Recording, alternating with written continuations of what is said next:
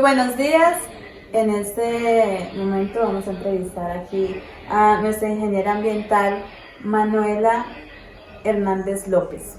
Tenemos el placer de conocerla. Ella es una líder que está con un proyecto de manejo de residuos sólidos y turismo ambiental de la comunidad taoísta.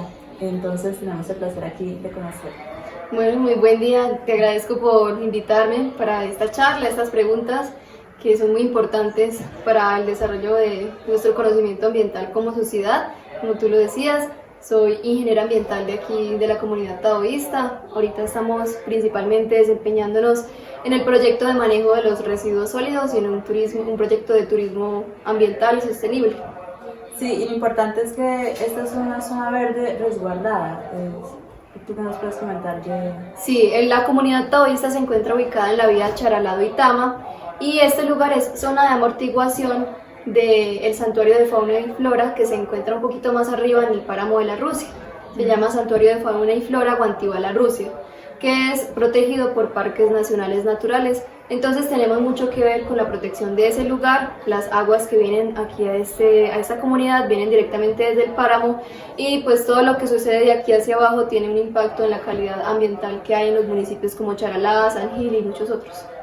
Bueno, entonces en vista de que pues ya conoces de este lugar, vamos a hacer las preguntas con respecto a este sector de Colombia. Como primera pregunta te tengo, ¿cuál es la realidad ambiental de este municipio? Como en temas potenciales ambientales y problemas ambientales. Bueno, como te estaba contando hace un momento, tenemos algo muy positivo y es que es una zona muy resguardada y muy protegida. La comunidad taoísta también tiene uno de sus primeros o principales valores, que es la ecología, y buscamos siempre vivir en armonía con el ambiente. Por eso las casas que se encuentran en este lugar casi que ni se pueden ver por satélite porque está cubierto todo de vegetación. Eso es uno de los aspectos que considero más positivos. Igualmente muchos de los vecinos también han aprendido y hemos aprendido todos juntos a cuidar de nuestro entorno, pero uno de los principales problemas que hemos encontrado es el tema de los residuos sólidos, ya que en este sector, por ser una zona rural, no hay un buen sistema de recolección de los residuos. Entonces, por lo general, cada campesino, cada comunidad tiene que gestionar sus residuos de diferentes formas. Por fortuna aquí en el templo tenemos un centro de acopio y tenemos ya todo un sistema organizado y tenemos a dónde llevarlo, pues porque hay el camión y los recursos. Pero muchos de los campesinos de la región optan, por ejemplo, por la quema o por enterrar las basuras, y de pronto tampoco hay un control sobre el uso desmedido de algunos materiales como el plástico. O una educación. Sí. Entonces hay una ventaja también aquí en la comunidad, y es que como no consumimos casi ningún producto que sea plástico de un solo uso, ya que no consumimos de pronto alimentos que ya vienen empacados, procesados, enlatados. Ese tipo de residuos no existen acá, pero sí sabemos que en las comunidades vecinas ellos sí consumen este tipo de productos, entonces hay una generación de residuos muy diferente a la de aquí. Entonces esa gestión es algo que ha faltado también por el problema de que nos encontramos en los límites entre Boyacá y Santander. Sí. Entonces algunas partes están en jurisdicción de Boyacá y otras en la jurisdicción de Santander, y por eso como que de pronto cada municipio no sabe hasta dónde llega y no han organizado una buena gestión de esos residuos. Okay. Listo, entonces seguimos con la siguiente inquietud. ¿Conoce casos o situaciones de conflictos socioambientales o injusticias ambientales que afecten la localidad, región o el país? Sí, bueno, hay un impacto ambiental muy importante aquí en la región, o uno de los que más podemos evidenciar, y es la venta de maderas, ya que hay algunos bosques de pinos, entonces todavía se está comerciando mucho con este tipo de maderas. Sí. Y hay algo muy importante, y es que aquí en el templo o en la comunidad taoísta, hace ya un tiempo, en el 2004, sucedió algo que nosotros le llamamos la invasión al templo, que fue una época de mucho conflicto entre la guerrilla, pues, los paramilitares y el ejército, y por diferentes motivos aquí entró el ejército con unos insecticidas muy fuertes, y eso fue lo que nosotros le llamamos un ecocidio o un apicidio, ya que más o menos entre 9 millones o 9 millones y medio de abejas fueron asesinadas con este químico. ¿En qué año fue eso? Eso fue en el 2004. y de igual forma la cantidad era pues muy grande y eso afectó muchos otros de los productos que aquí se tenían, como por ejemplo en reservas de mieles o reservas de otros tipos de alimentos que estaban para la comunidad, ya que aquí vivían pues mucha cantidad de personas. Esos lugares actualmente todavía se encuentran contaminados y para la comunidad son un riesgo ambiental, para los animales también son un riesgo ambiental. Ya pues muchos de ellos han aprendido a no incursionar en esos lugares donde saben que pueden haber un riesgo, pero al principio muchos murieron. Y en la época del 2004, cuando ocurrió pues todo este suceso, muchos de los animales iban a comerse la miel que estaba contaminada y ellos morían porque eran cantidades o dosis demasiado grandes y bueno, fue un desastre ambiental en muchos aspectos, ya que igual todo lo que tiene contacto con la tierra de algún modo también tiene que ver con el agua, porque todo es un ciclo, todo está unido en cierta forma en el medio ambiente. Y que aquí hay muchos recursos hídricos, veo que hay muchas fuentes hídricas en esta región, entonces imagínense el daño Estamos ambiental. muy cerca al páramo, entonces aquí bajan muchísimos riachuelos que luego van a formar los ríos grandes que abastecen a las ciudades de más abajo. Entonces, como tal, yo considero esto uno de los hechos más problemáticos para la zona y para la región, aunque fue algo que sucedió dentro del territorio de la comunidad taoísta. Los vecinos y los seres que se encuentran más cerca también se vieron afectados en alguna proporción. Sí. Bueno, también tenemos que considerar algún o algunos aspectos de la normativa ambiental deberían ajustarse o cambiarse en alguna temática.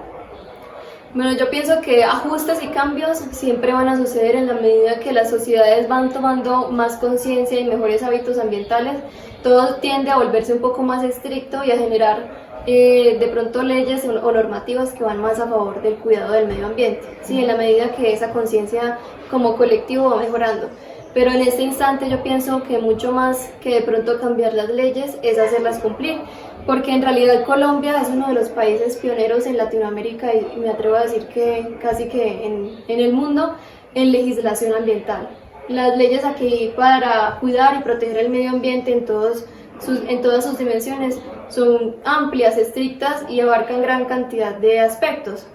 Entonces, más que de pronto querer cambiar las leyes, es saberlas aplicar, saberlas hacer cumplir, y de esta forma, cuando se vea la necesidad en verdad de hacer un cambio, va a ser porque eso se va a aplicar.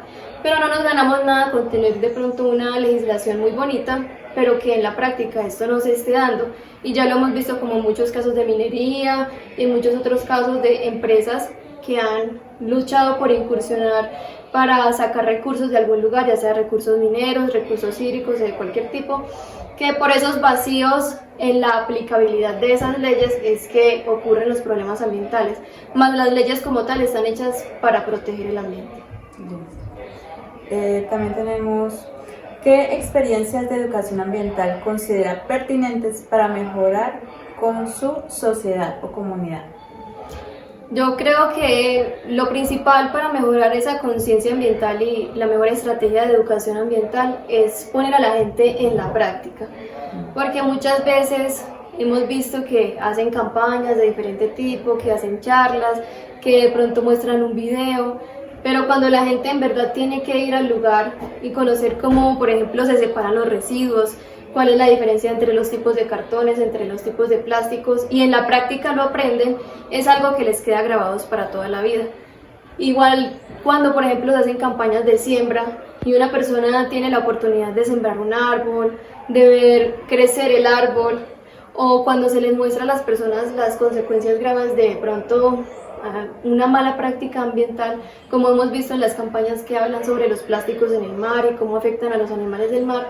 Ese tipo de campañas de choque y campañas que van hacia la práctica con las personas, pienso que son las que deberíamos ahorita usar más como estrategia para que en las personas quede ese mensaje de cuidar los recursos.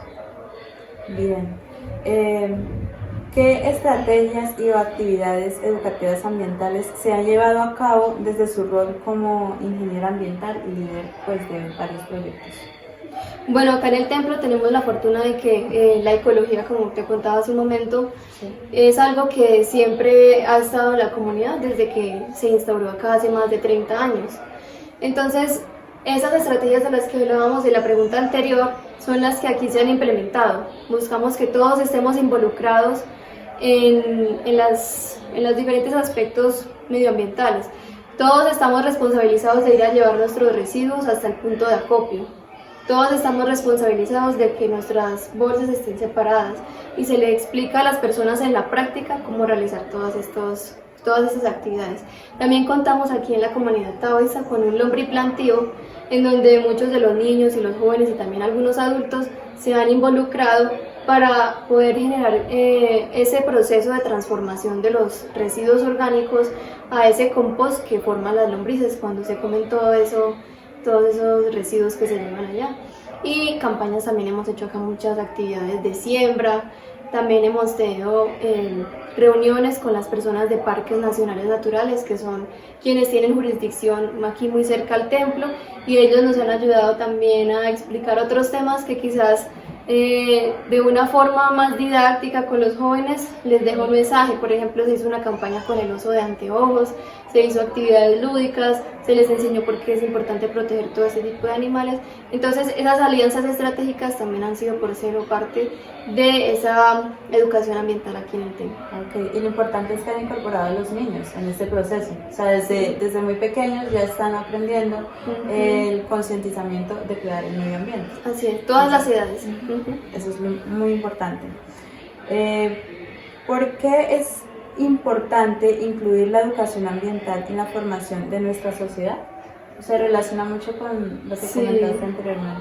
Sí, es que todo viene como un hilo, todo viene unido, pero es muy importante la conciencia ambiental porque en realidad donde ocurren los cambios que de verdad van a hacer una representación como sociedades, como individuos, como hogar, como comunidades pequeñas, cuando eso se empieza a expandir desde nosotros hacia la comunidad en la que vivimos, se va a seguir expandiendo hacia otros lugares. No es lo mismo cuando todos de pronto tienen su forma de separar los residuos de forma desordenada, que de pronto yo aprendí y le enseñé a otra persona, esa persona lo empezó a aplicar y así varios le empezaron a practicar, en sus familias lo empiezan a practicar y de esa forma como sociedad se logran cambios. Entonces esa educación ambiental es muy importante porque empezando desde lo poco llegamos a lo mucho. ¿Sí? Digamos en el caso de los residuos sólidos, que yo hablo mucho de eso porque es como la línea por la que más voy, lo más difícil siempre es enseñar a la gente a separar en la fuente, pero porque siempre uno ve campañas de que hay que separar que hay que separar el plástico, que hay que separar el cartón, que los orgánicos van aquí, todo eso se insiste tanto porque en realidad casi que la mayoría de los problemas, si uno los ataca desde la raíz, quedaron solucionados. Si nosotros todos separamos bien los residuos sólidos en las oficinas, en las casas, en los lugares educativos, no habría necesidad de que luego más adelante dijéramos, no, es que ya ese relleno sanitario ya no le cabe más basura, ¿sí? Sino que simplemente, listo, todos se paran, entonces el cartón se reutiliza, el plástico se reutiliza, todo entra a un ciclo de nuevo en el que se puede reutilizar, se puede reusar, hay muchas R, no solo las 3, hay como 8. Entonces es muy importante esa educación ambiental para poder lograr esa eficiencia en el manejo de los residuos sólidos y también en muchos otros temas ambientales. Muy bien, muy importante. Además, ¿cree usted que mediante la sensibilización se puede reducir los impactos ambientales en su comunidad? Sí, y lo hemos visto.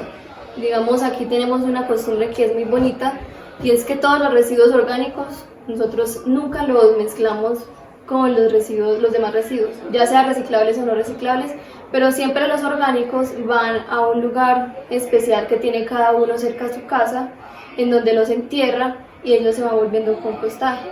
Algunas personas pues lo utilizarán de pronto para si tienen una planta o algo que necesitan un abono, pero si no, simplemente se queda ahí y esa tierra se vuelve a nutrir. Entonces, ese tipo de prácticas que van desde como hablamos ahorita, desde el lugar, desde las personas, son las que están realizando ese verdadero cambio. Bueno, fue un placer de mi parte, Lek, poder haberte hecho esta entrevista. Nos dice aquí unos aspectos muy importantes, unos partes muy importantes. Te agradezco y bueno, espero que tengas un lindo día. Gracias por estar aquí y por vernos. Muchas gracias, Edlek, por invitarme y bueno, espero que algo les haya quedado de estas preguntas que hemos compartido en este día. Hasta pronto. Hasta luego.